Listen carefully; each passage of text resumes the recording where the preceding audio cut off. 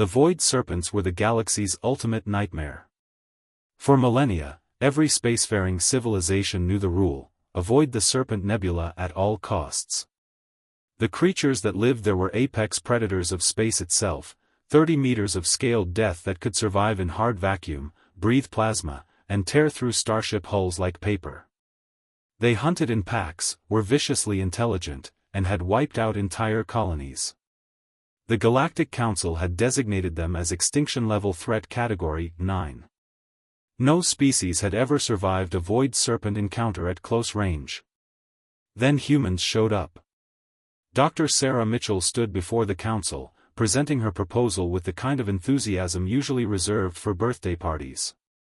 Behind her, a holographic display showed a void serpent in all its terrifying glory: obsidian scales, rows of crystalline teeth, eyes that glowed like dying stars.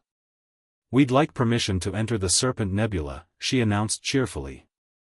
The council chamber erupted in panic. "Absolutely not," shrieked the Valerian representative. "It's suicide. Your species has been with us for only 5 cycles, the ancient Kree elder warned. You don't understand what you're asking." Sarah smiled. "Actually, we've done our research. We think we can tame them." The word "tame" caused 3 delegates to faint. 6 months later, against all advice and signed liability waivers, the human expedition entered the Serpent Nebula. The council waited for the inevitable distress signal. It never came. Instead, a year later, Sarah Mitchell returned to the council with a live void serpent coiled casually around her shoulders like a scarf. The creature, which should have been ripping her apart, was purring, a sound like grinding metal that somehow conveyed contentment. "Everyone, meet Noodle," Sarah said, scratching under the serpent's massive jaw. "He's a good boy." The council chamber descended into chaos. "How?" demanded the Kree elder, pressed against the far wall. "They're uncontrollable killing machines." "Well," Sarah began, completely unbothered by the 3-ton murder beast nuzzling her hair, "turns out they're actually pack animals with complex social structures. They were aggressive because they were protecting their nesting grounds from what they perceived as invaders." She pulled out a data pad. "We spent months observing them, learning their body language and vocalizations. Brought them gifts, high-density metals they like to chew on. Played with their young. Once they realized we weren't a threat, they were actually pretty friendly." "Friendly?" the Valerian squeaked from behind his podium. "Oh yeah. They're loyal, affectionate, and incredibly intelligent. They can learn commands, perform complex tasks, and they bond deeply with their handlers." Sarah grinned. "Remind you of anything?" The human delegation revealed the truth. Back on Earth, humans had a long history of befriending apex predators. Wolves became dogs.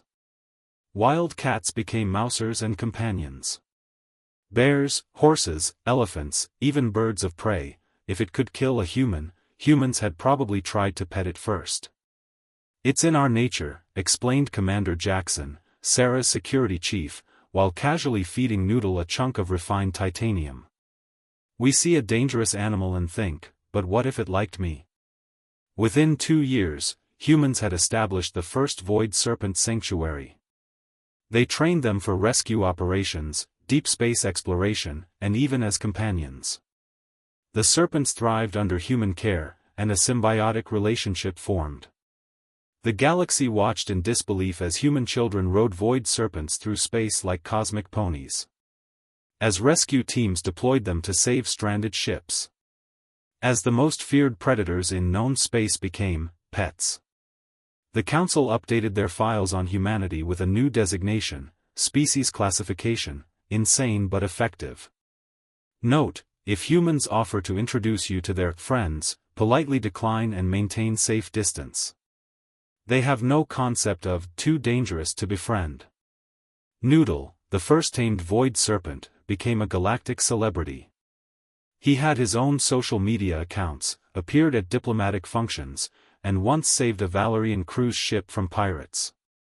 The Valerian ambassador, who'd initially called the idea suicide, now had a baby void serpent named Precious that he'd adopted from Sarah's sanctuary. He refused to admit he'd been wrong, but everyone noticed he'd stopped calling humans crazy. Well, not as often, anyway.